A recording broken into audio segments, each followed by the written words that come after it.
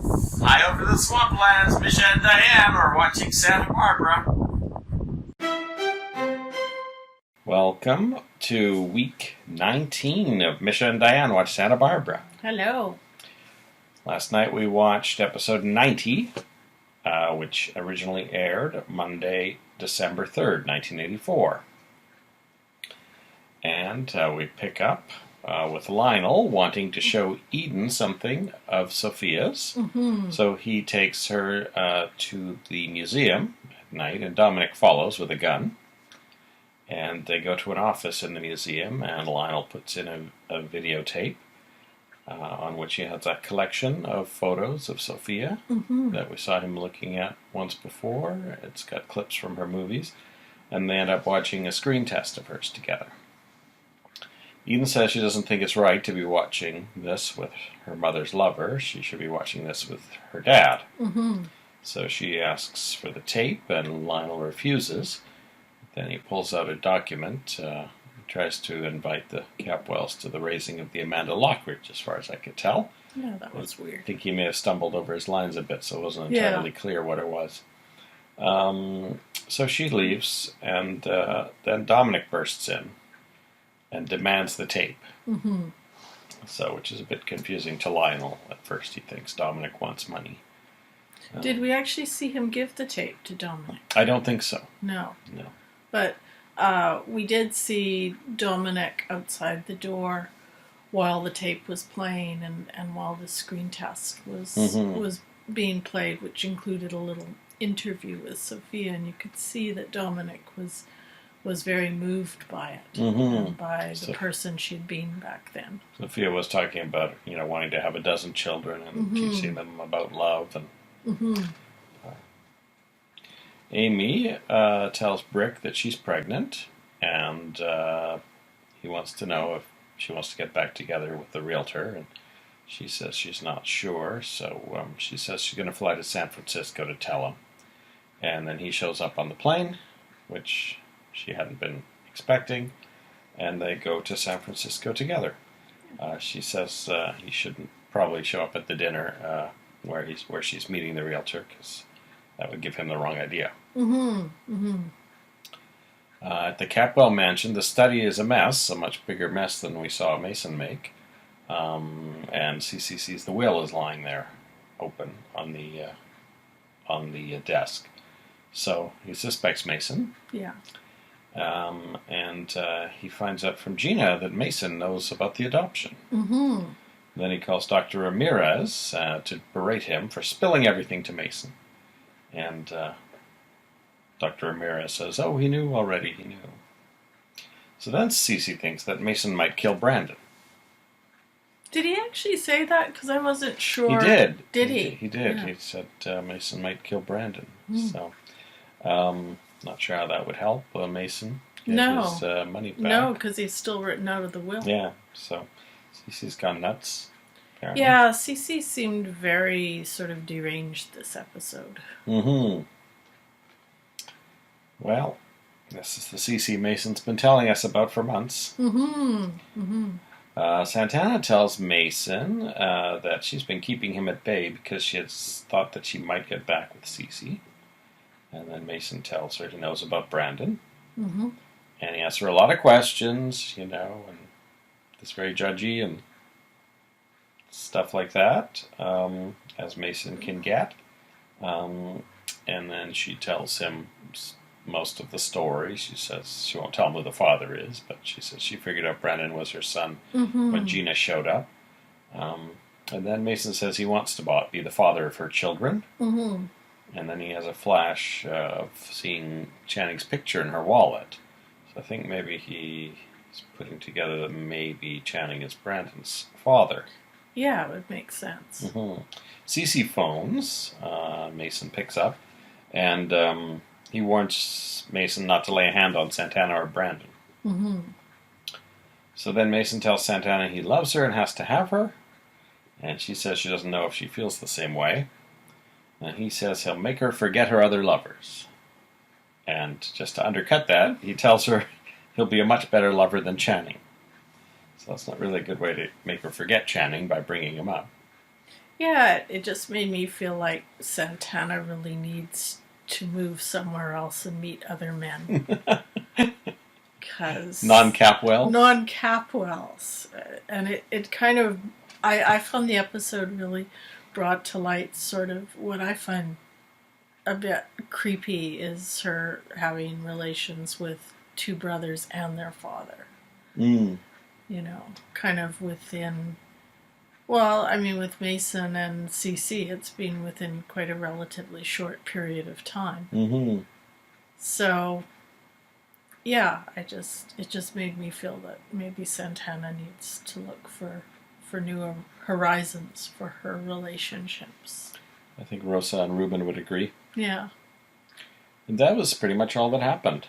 Yeah, it was a lot of shouting back and forth between Mason and Cece this episode, as it was last episode too. Mm-hmm. And a lot of back and forth between Mason and Santana. So. Yeah, and then, you know, the scenes with Brick and Amy, which never, for me, packed quite the emotional punch as the Capwell ones do.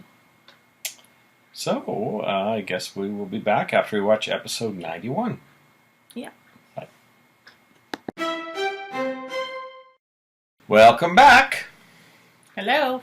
We've just watched episode 91 of Santa Barbara, originally aired Tuesday, December 4th, 1984. Now, Eden shows up at Cruz's houseboat and wants him to teach her how to scuba dive, because he's the best. And her plan is to get to the safe before Lionel does on the Amanda Lockridge. And he tells her, well, that's in very dangerous water, and, even if I train you, it's not going to be enough time. But the news report says that they plan to bring it up next week, and she wants to get to it first. So he gives her first lesson. I don't see any discussions about nitrogen levels in the blood, but the first thing you do after you get out of the water is you document how many minutes you were under so you know how much nitrogen there is in your blood for your next dive. She's going to be doing dive training all week. She might not be able to dive the wreck with all that nitrogen in her. I was going to ask you, as someone who does have diving experience, just how realistic or practical her training regimen is. Well, I think, Cruz is right in saying it was unrealistic to... I mean, it doesn't take long to train if you have an aptitude for it, as Eden seems to. But, I think it would be pretty dangerous. She certainly wouldn't go alone, so she'd be roping Cruz into going as well.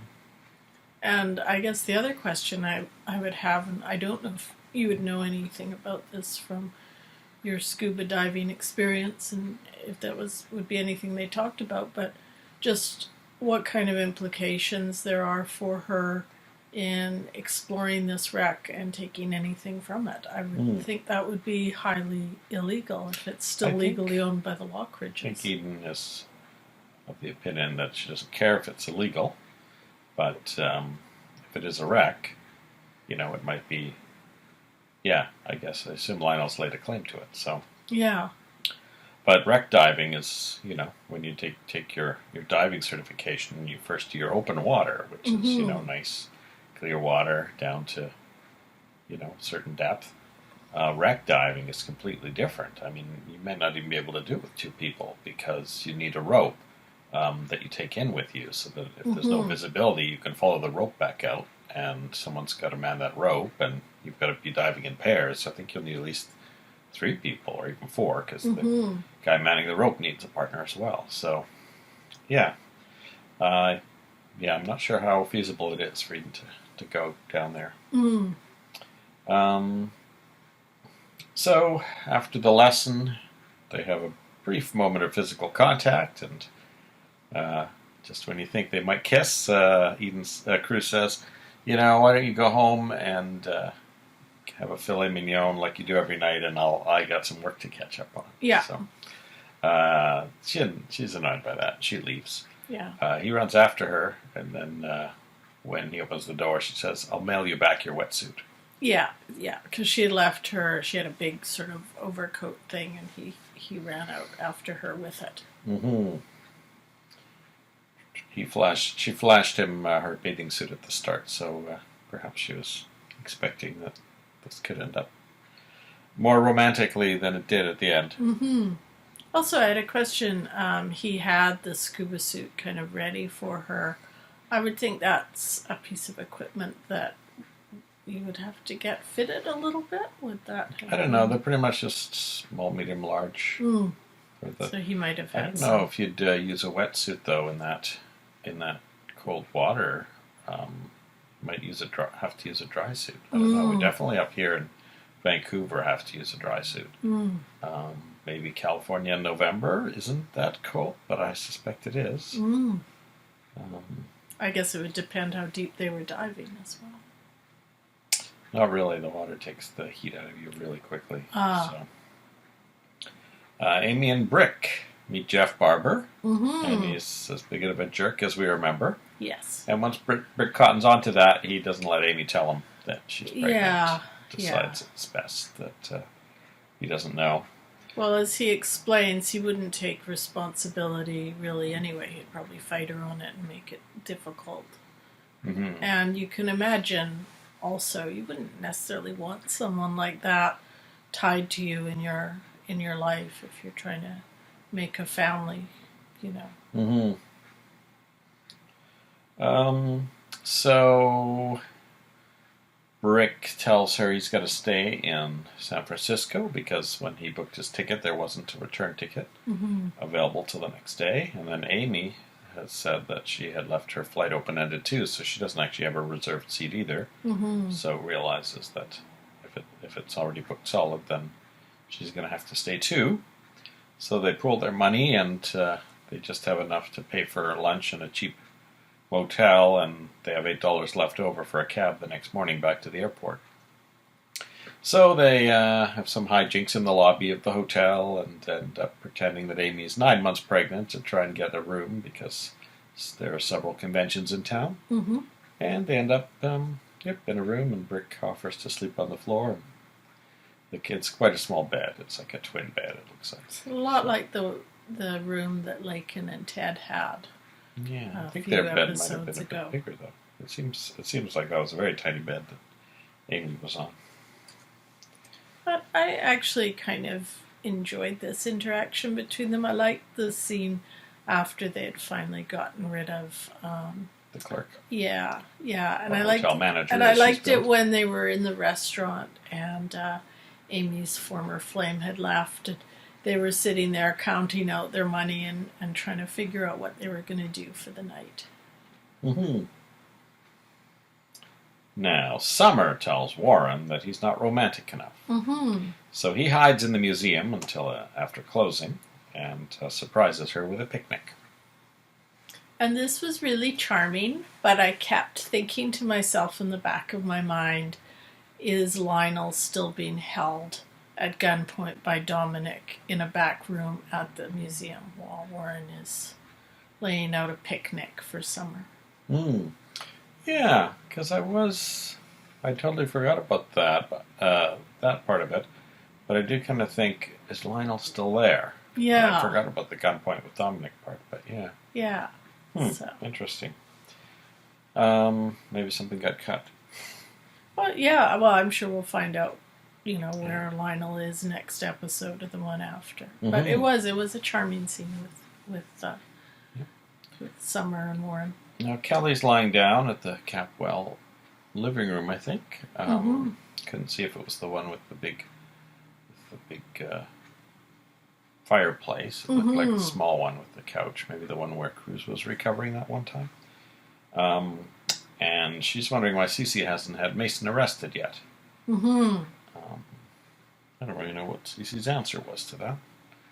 But he keeps trying to get through to Santana's place, and the phone just rings.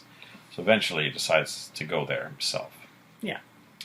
Now Kelly lies down with her headache, and then she has a flashback to the day Sophia died.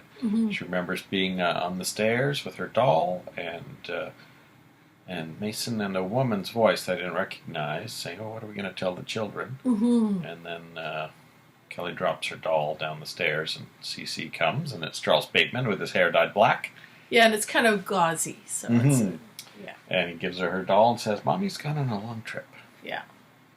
And you know, when I was watching this scene, before Cece leaves to see what's happened to Santana, he tries to persuade Kelly to stay at the Capwell mansion, and she says, "No, I want to go back to my apartment. It would be more comfortable."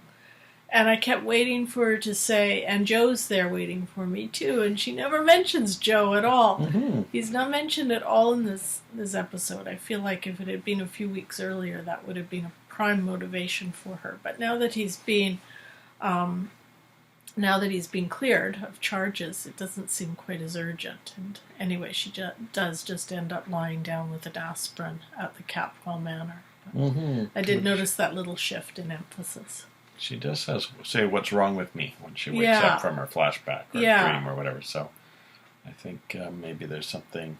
Yeah, I wondered complications if maybe from there her was injuries. Yeah, because remember she did have a head injury. That was what she was brought in for after the earthquake, and when Joe was trying to take her out of the building, she at one point did sort of seem to have a little episode where she didn't really know where she was or what was going on. So that would indicate maybe there is a bit more of a problem there. Now Santana is annoyed that Mason keeps bringing up Channing. Yeah. He says he knows Channing's the father of Brandon. I think he's just put all that together. Yeah. And of course she confirms that by not saying it's not true. And he keeps saying he's so much better than Channing. And through the whole episode, we get a very rapey vibe from Mason. Yeah, it's not nice. When Cece phones the first time, Mason rips the phone out of the wall, and when Santana tries to leave, he won't let her. So he says, "Oh, I've got a solution to all our problems. Marry me." Which the logic doesn't really follow there. But, no. She says she doesn't love him enough for that, and he says he will. And if she doesn't marry him, that he'll tell Gina and Brandon that Santana is Brandon's mother. So, luckily for Santana, Cece arrives at that point, and he and Mason get into a shouting match and then into a fight. And Santana grabs a big kitchen knife and threatens Mason and tells him to get out. And he says, why am I the one you're telling to get out? Yeah. We're getting married. So, she's happy to be rid of him, and then she tells Cece about Mason's threat to tell Brandon and Gina that she's Brandon's mother. So that was our cliffhanger. So we saw deranged Cece last episode, and we're seeing deranged Mason this episode. I have to say, when Mason was talking to Santana about Channing and saying, you meant nothing to him, you were just another, girl on his checklist sort of thing. That actually, to me, tracked a little bit with the two flashbacks we've seen of Channing. Like, to me, that seems more in keeping with Channing's character than the image that Santana has been portraying of her relationship with Channing. Yeah, Mason said, that Channing got every girl he ever approached and bragged about it. Yeah. And Santana says, "You're lying." Yeah, and I actually, as I say, I think that seemed to me to be more in keeping with what we've seen of Channing. Yeah, Santana's Channing is completely different from the one that we've seen. Yeah, so it's very interesting. The other thing is the Mason we saw in this episode reminds me a little bit, or it reminds me a lot more of the Mason we saw near the beginning of the series, and there's this one great fantasy scene he has where he's just sitting there looking ahead, having all this power, and Santana's kind of groveling all over him and telling him how much better he is than Channing, and I kind of got a flashback to that with the way he was acting in this episode. He was very Adam Carrington-like in this episode this week. Yeah. And I did kind of wonder, this threat he's made to tell Gina that Santana is the natural mother of Brandon. I did kind of wonder what that would necessarily accomplish for him. Because And Gina must know there's a mother out there somewhere. yeah. And I also wondered, kind of how this would shift things between Cece and Santana, because now they're in, at least it appears at the end of this episode, they seem to almost be kind of on the same side as each other, after butting heads this entire time. Now they're both on this side where they can see that it may not be in either of their interests for Gina to necessarily know about Santana, or at least certainly not in this way. Yeah, it'll be interesting to see if Mason actually does it. And what he tries to extract out of it. Yeah. That's about it for this episode. Yeah. Hotel manager was played by Jane Dulo, and Jeff was played by Bob McLean. I think it's the same actor from before, but I think so. Sure. That name sounds familiar. So, Jeff Barber. Okay, well, we'll be back after we watch episode 92. See ya. Welcome back. Hello. We finished episode 92 of Santa Barbara. Original air date, December 5th, 1984, Wednesday. And Warren breaks out the crystal in his picnic with Summer. Summer runs off. Yeah, so was he just starting a toast, or it was very romantic. Yeah, he gave a toast, and then she ran away, and she goes to the beach, where she has flashbacks of being attacked by a man. Warren finds Gina, and asks her if she knows where Summer is, and Gina says Summer went to the beach. So Warren finds her at the beach, and she says she wants to tell him, but then she doesn't. Yeah, they just end up sort of holding each other. Yeah. So that's a new thing for Summer that we didn't previously have any indication of. So we'll see what that's about in the coming episodes. Amy and Brick are in San Francisco in their motel room, their ill-gotten motel room. They eavesdrop on their arguing neighbors. This time, instead of being across the alley, they're in the actual neighboring room. And then suddenly Amy goes nuts and gets angry that Brick didn't let her tell Jeff. So they start shouting at each other, and the manager comes up to complain about the noise. They try to fob it off on the neighbors, and then the manager notices Amy's not pregnant because she's taken off her trench coat. And then the manager says they have to be out by noon. Now, I would imagine noon would be the standard checkout time anyway. But yeah, and they're planning to go to the airport in the morning. So yeah, not a huge punishment. It does seem to me that Amy creates a lot of drama, and I don't know if that is considered part of her character or if it's an attempt by the writers to just sort of generate some electricity. No idea. It does cause those scenes to go on fairly long. Yeah, a lot of unnecessary around Amy. Santana tells Cece that Mason is going to tell Gina that Santana is Brandon's mother. So Santana tracks Gina down at La Mesa. I forget why she went to La Mesa, because she was originally going to a movie with Brandon. Santana calls her and asks her to come to La Mesa or something. That's right. So, it's Gina and Brandon make several false starts out the door to go and see Fantasia. And anyway, Santana manages to catch them on the phone just before they leave, and Gina agrees to meet her with Brandon at La Mesa. So Santana gets there, and the phone rings at La Mesa, and it's Mason wanting to talk to Gina.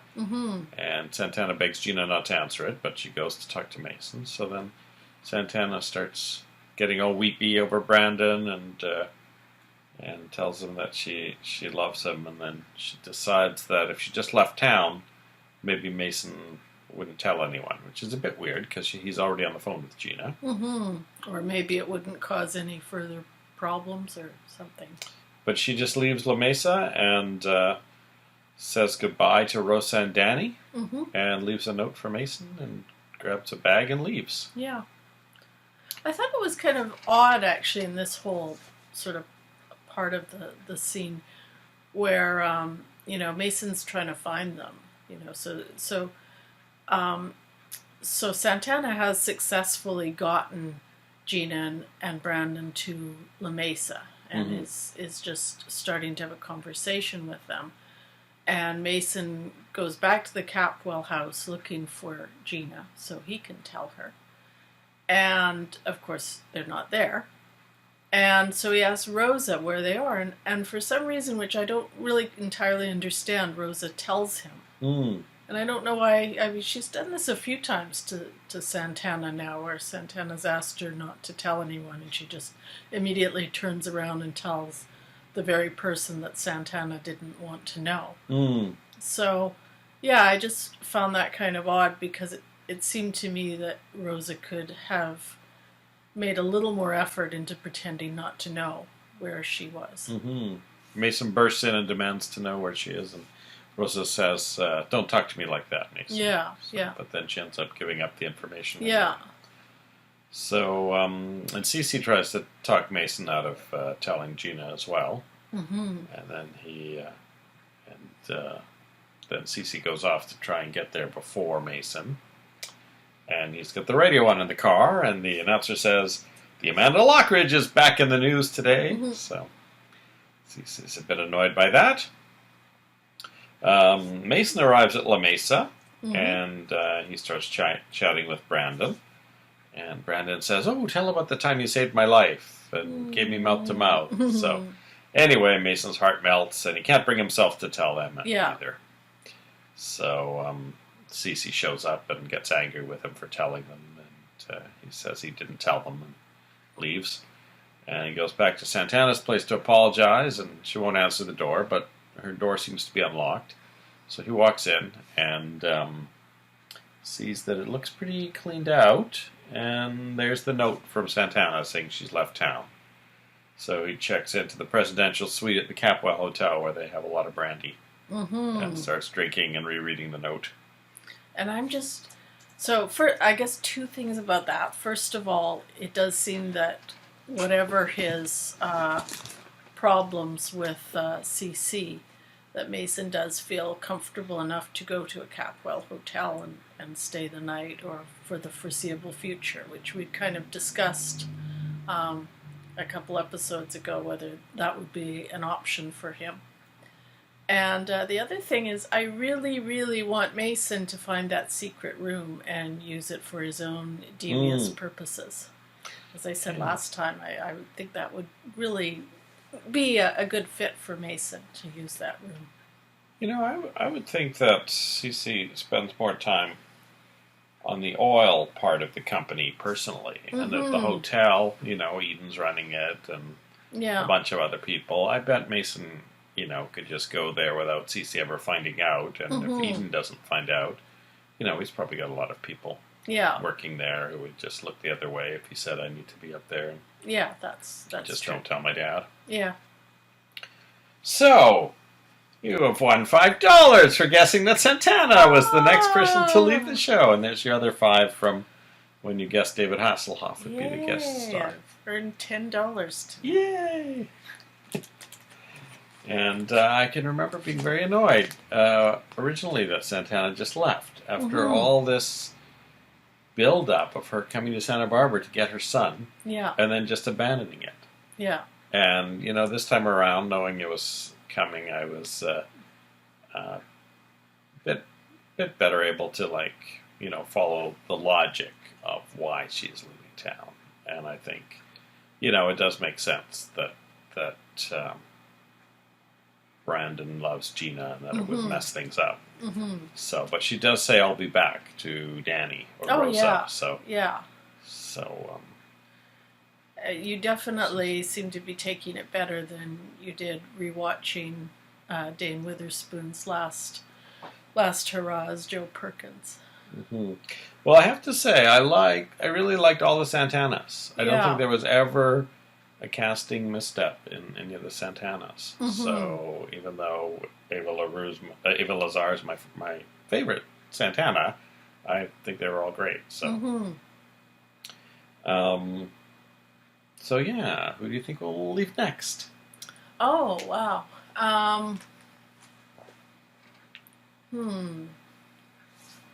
Well, I think there might be a slow attrition of Perkins. That's what I think. Slow attrition of Perkins. Because they seem to be, apart from them pumping up this storyline with Amy and Brick, we're seeing less and less of Marissa and Jade. So my bet would be on one of them exiting. Or, winding up a storyline and fading out. All right. We'll keep our eye on the Perkins family. Mm-hmm. And I guess since they've gone to all the work of recasting Joe, that he might be around for a while. I don't know. We're seeing less and less of him. That storyline seems to be having a little less energy right now. Yeah, it's a bit of a surprise to me. Yeah. That we haven't seen Joe. Obviously, I don't remember much from 35 years ago when I was listening to most episodes on audio. Mm-hmm. So I think the Tuesday one rang a bell. I think I may have seen that one. Mm-hmm. And I do remember seeing Eden in a scuba diving outfit at some point. So, but most of it is, the voices probably just didn't have as much impact on me. I probably didn't realize that he was gone for long stretches. So. Yeah. Well, that is pretty much all that happened. There was a lot of running around without any sort of actual a lot plot of scenes progression. Of people driving cars back and forth. Just trying to get things. People trying to stop things from happening. So. All right. Well, Gina and Brandon are safe from the knowledge that Santana is Brandon's mother. So now she can go ahead with her plot to marry Cece, unless Mason thinks maybe he can do something to stop that from happening to get back at Cece. Well, in a show like this, as with many serials, plot twists that seem really important at one point kind of can go a whole 180, in another one. And so much of this build-up has been Santana trying to build a relationship with Brandon, and at one point even thinking of whisking him off to the Amazon. And then certainly in these last few episodes or weeks, we've seen her not wanting to tell Brandon and not wanting to disrupt his life with Gina. So anything can happen. Yeah. I think maybe Mason has a potential of trying to date Gina himself, to try and, but he doesn't have any money, so I don't think Gina will see him as much of a catch as Cece.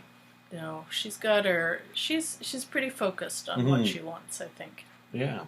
So Mason's love life had come to a dead end, and his job may be in jeopardy if Cece pursues what Kelly wants him to do, pursue the charges against him. So Mason's life is in a big turmoil right now. And he may not even be in that room that long if he and Eden have a fight. They don't always get along. Yeah, that's true.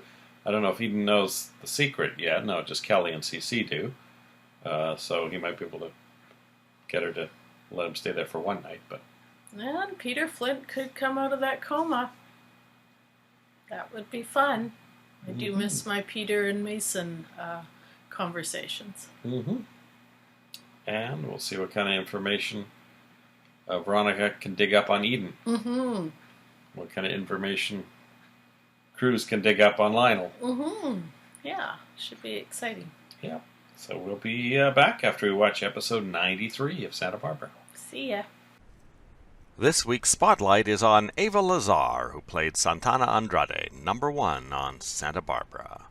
Ava Lazar was born in 1955 in Düsseldorf, North Rhine-Westphalia.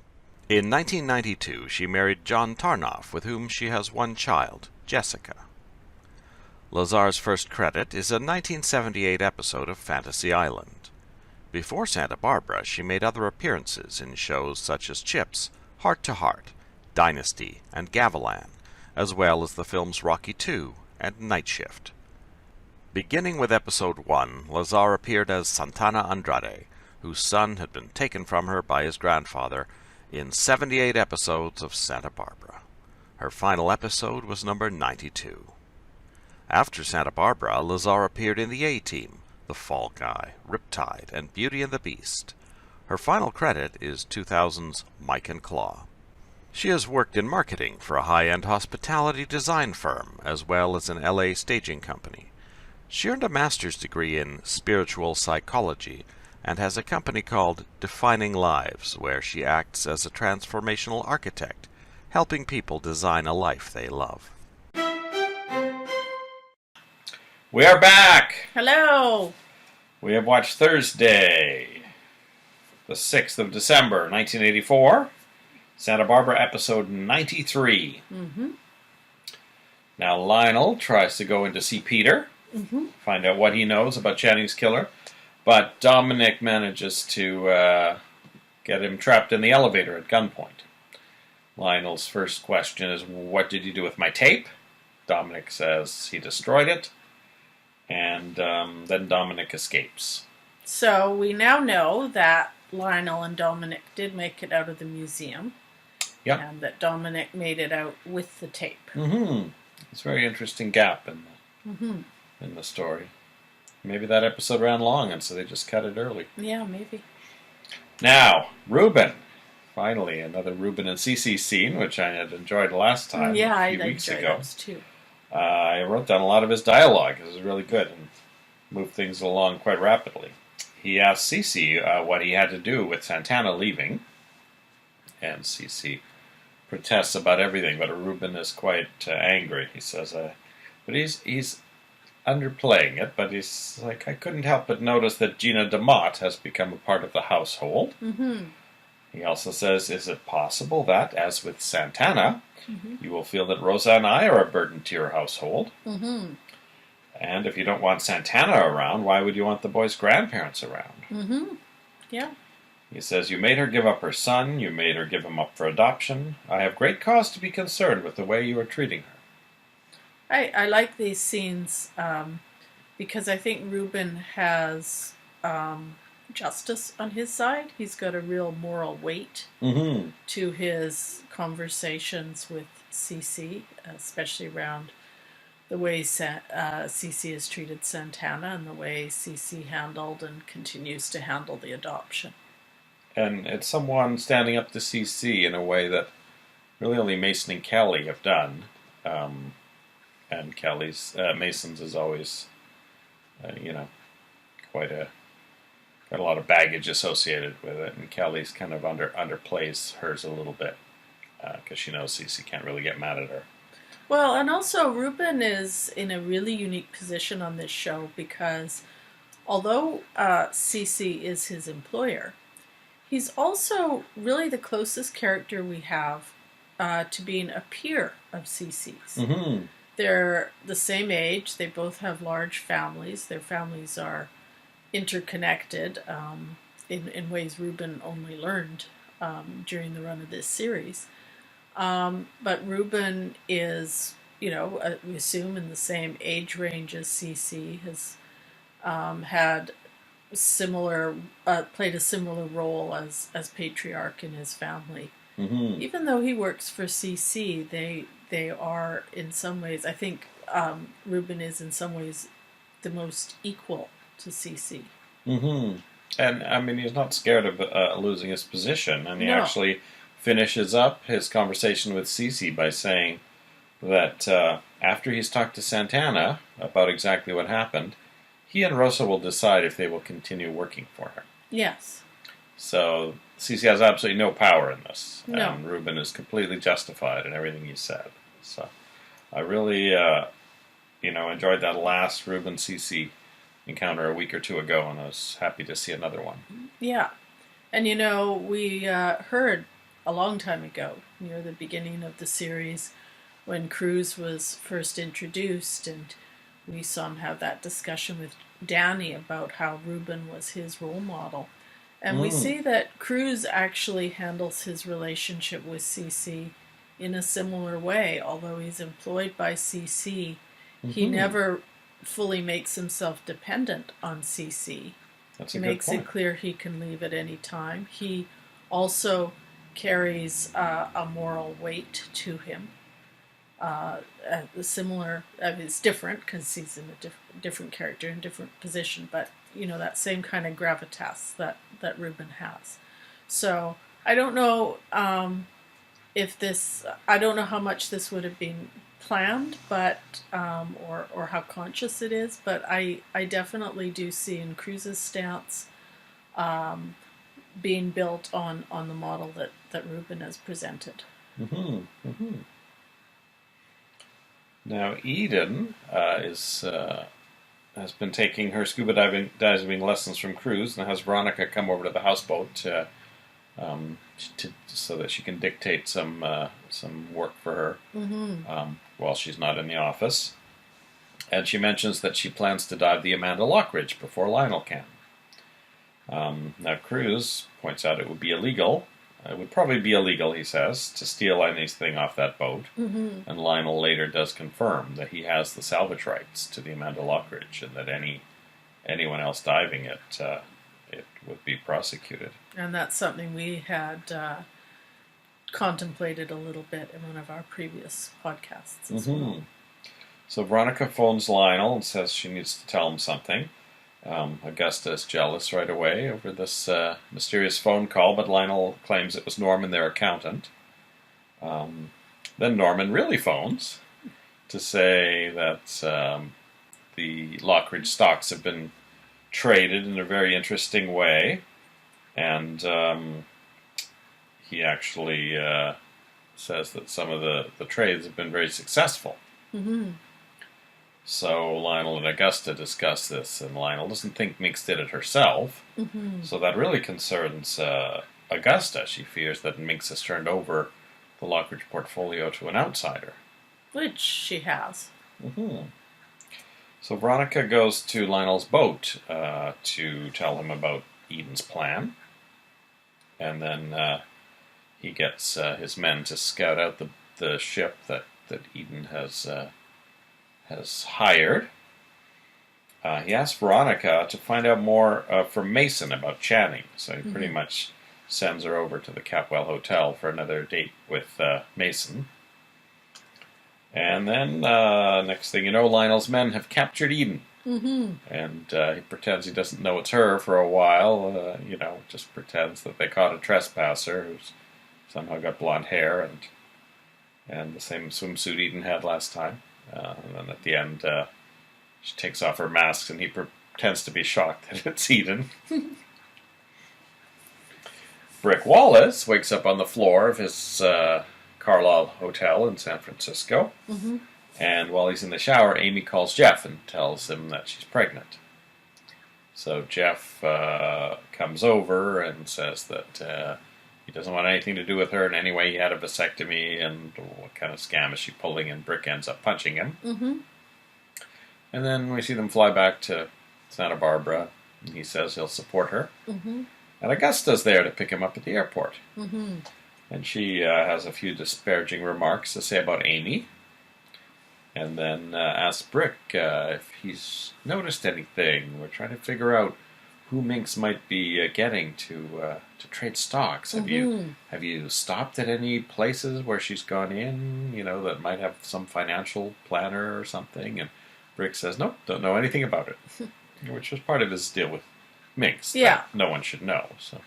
So with Augusta's questioning, do you get a sense she suspects Brick of being involved? I didn't. You think... I get at the first start of the conversation I did. Yeah. Because she says, do you know anything about this? But then later it's clear that she means, did you notice Minx doing anything that might help us figure out who's helping her? Mm-hmm. So by the end of that conversation, I didn't think she suspected Brick at all. What do you think?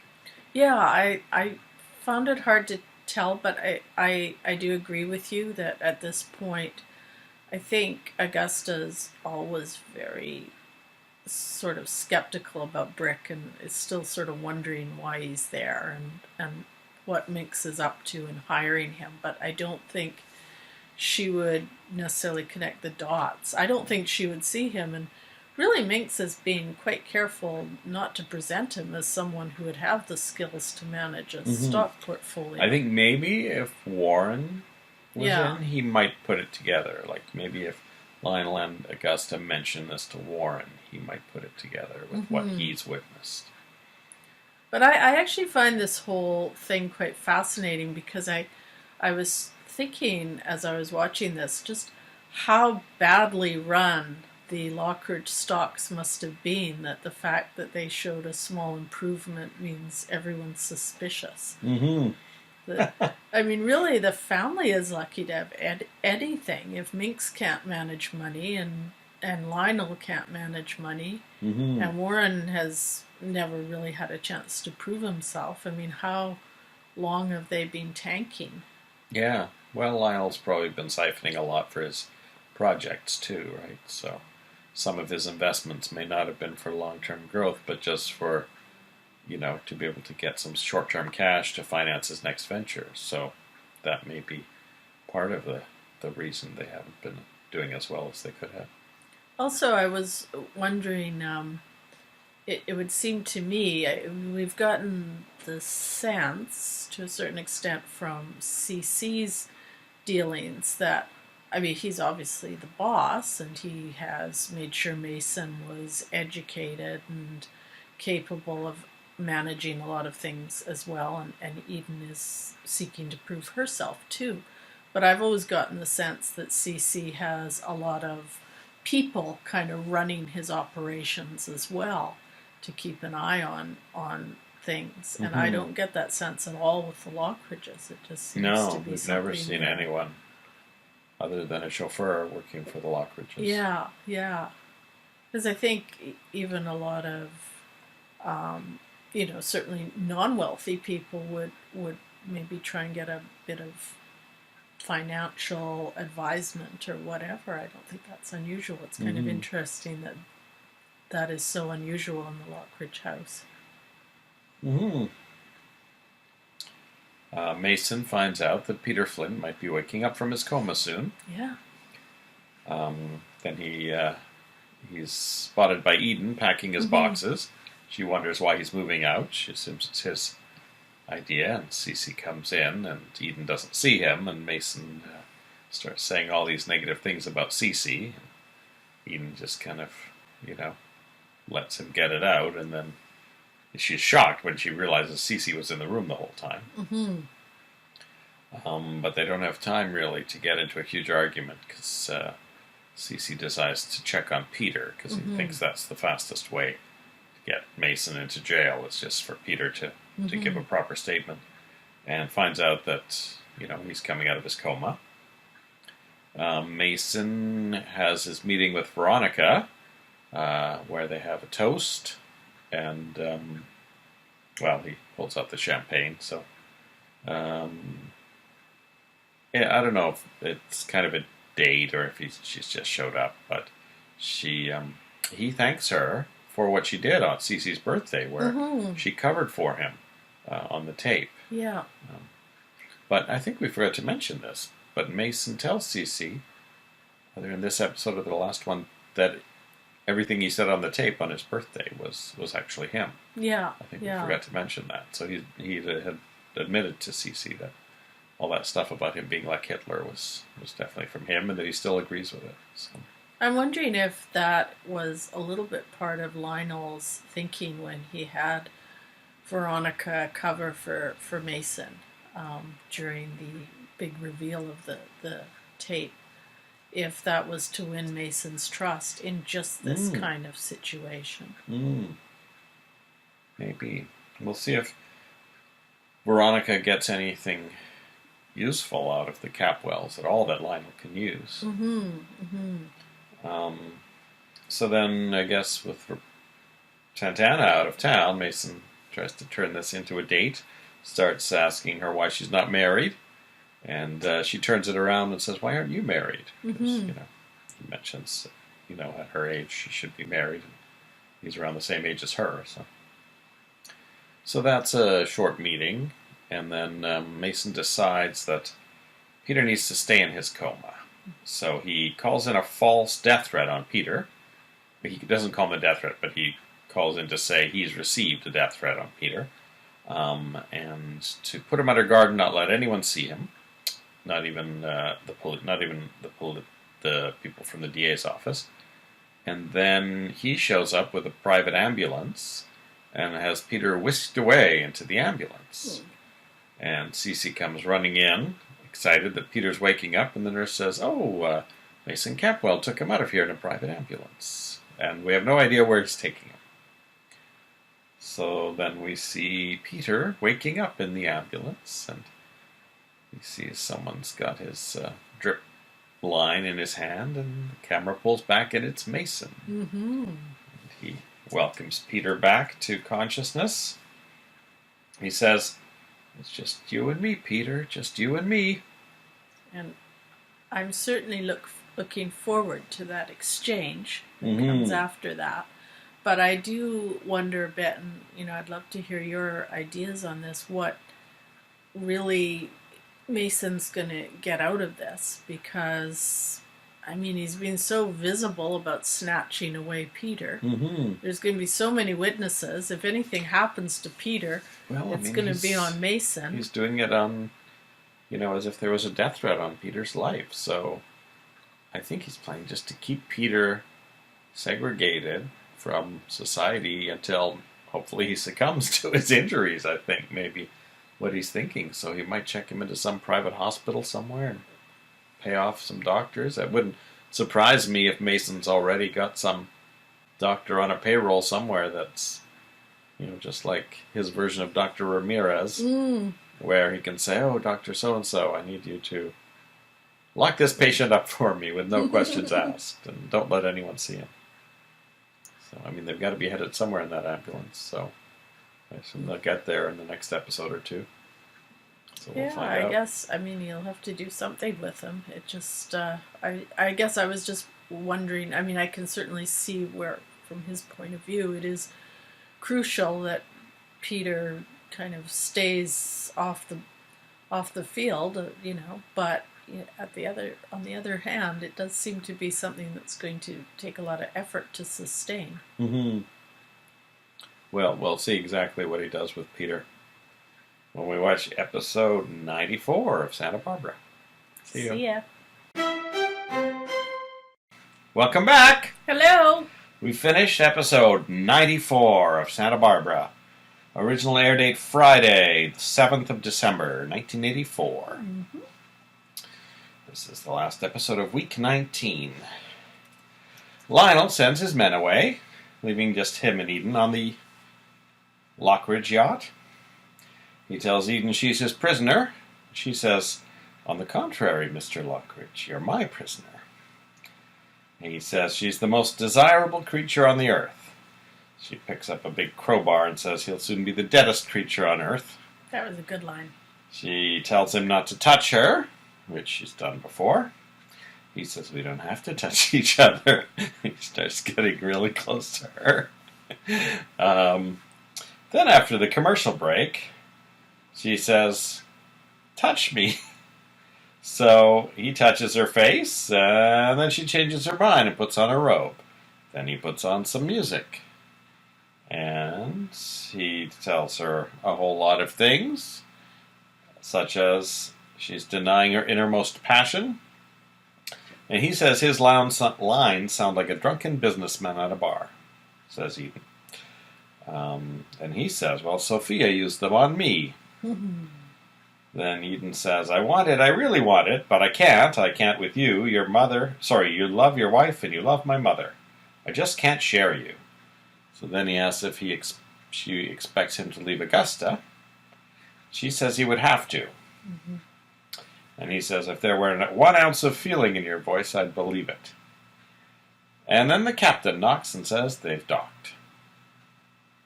So that was a really lot of interesting scenes with them. Yeah, I one thing we talked about with this episode when you were doing the notes is that really what we see in this are three different sorts of groupings having conversations. And so Lionel and Eden is one of those groupings. And I actually have to say for myself, I found theirs the least interesting. I found the other two more interesting. And I think it's because, just for me, I just don't buy Lionel and Eden as any kind of a couple. Maybe I just think Eden has such great chemistry with Cruz. And I just love the scenes between Lionel and Augusta parrying against each other. And their constant wordplay. But I just, it's funny because I find Eden and Lionel very compelling characters and they're very interesting, but I just can't quite see them with each other. Well, it's interesting to see Eden, now indicating verbally that she is interested. But yeah, I don't really have any memory of how far things went with them. But I wonder if this was something planned from the beginning, even before they realized that Cruz and Eden have such chemistry, and maybe they need this in order to properly reveal other things, like the Amanda Lockridge thing, or maybe the Sophia thing needs this to happen. So yeah, maybe. I think they, even if they didn't want to do it, they kind of need to. So yeah, we will see. Now, someone phones Augusta and tells her that Lionel is with a young blonde woman. Immediately, she thinks it's Eden. And so she and Brick discuss things. She threatens to fire him again. We talk about Amy. But in the end, she wants Brick to drive her to the yacht marina. And he drives her there and tries to talk her out of getting out of the car. Maybe Brick is thinking she doesn't really want to know what's going on. And several times she orders him to open the door for her. And eventually he gets out and goes to her side, her door. And that is how things ended for them. Yeah. And I actually, I found this quite interesting because Brick is not at all intimidated by Augusta. Augusta is really concerned about him being there. She doesn't understand why he's there. I think she's unsettled by the fact that someone, and she doesn't know who, seems to be manipulating the Lockridge portfolio. So there's just all these things, and of course she's unsettled by Lionel's behavior as well. And so we just get a lot of Augusta and Brick kind of dancing around each other this episode and testing each other. It's interesting to me. We're sort of seeing subtle signs of Brick's promotion, and one way we see it is that he's, in some of these scenes, is dressing much better. And I don't see any signs of Augusta noticing this, or if she does, maybe it's unconsciously, or I don't know, but throughout this episode she emphasizes that he's just the chauffeur, that he's just the hired help. I don't get a sense at all that she thinks he is in any way involved in the portfolio. No, I don't think so. No. And sometimes you think she's trying to flirt with him, but you're not sure. Yeah, they have a really interesting chemistry and relationship. Then our final duo is Lakin and Ted. They are planning a romantic night on the Capwell yacht. Yeah. And Ted promises there are no poker games scheduled. Lakin says, or earthquakes. So he tells her to get dressed up, but hide her fancy clothes underneath some plain clothes, and he does the same. So he has a tuxedo, and she has a very voluminous pink dress that she somehow manages to hide under some jeans and a jacket. Augusta believes their story that they're going to study because they have midterms coming up, but she does feel like they might be putting on some weight. Yeah. So, yeah, she does not seem to suspect. And I think she is preoccupied by these other things as well. So they go to the Capwell yacht. Tad has a picnic of foie gras. That seems to be very popular amongst picnics lately. Didn't Warren have foie gras in his thing? I think so, yeah. I mean, don't they ever have people who hate champagne and foie gras in these shows? Well, I guess they're supposed to be romantic, right? I guess so. Sort of symbolism for romance. Here, have a Kit Kat.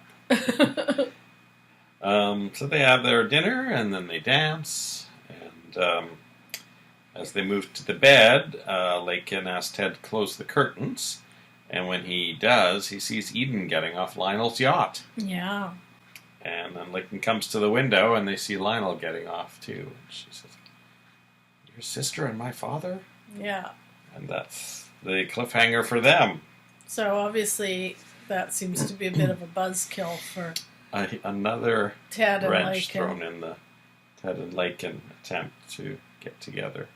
But I actually really liked their whole build up to this, and it was really great to hear some of this music from the 80s. I think they had Cyndi Lauper playing in the background at one point. We heard Cyndi Lauper's All Through the Night. Yeah.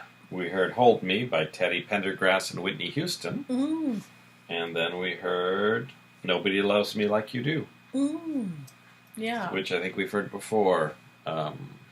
Maybe not for that couple. Yeah. Maybe for Kelly and Joe at one point. Yeah, so I actually really enjoyed their little storyline through this. Sort of felt bad for them that they didn't get to finish their romantic evening before they discovered Lionel and Eden. Yeah. But I guess I don't know. I guess the writers are trying to draw it all out a little bit. But I enjoyed this part of the episode very much. With Christmas coming up, I don't know. They might get together at Christmas or Yeah. find another. I was thinking when they got onto that yacht that a boat in December is going to be really cold when it's been sitting there in the harbor clammy all I day. actually think there's probably more romantic places on a practical level than even a nice yacht in December. I mean, has it occurred to him that the presidential suite at the Capwell Hotel might be? Well, a it's not. We know possibility? Mason's camped out there right We now. do, but Ted should just. But yeah, I would think book a it. nice hotel I'm room sure or Veronica something. would book it for him. Yeah. Any problems?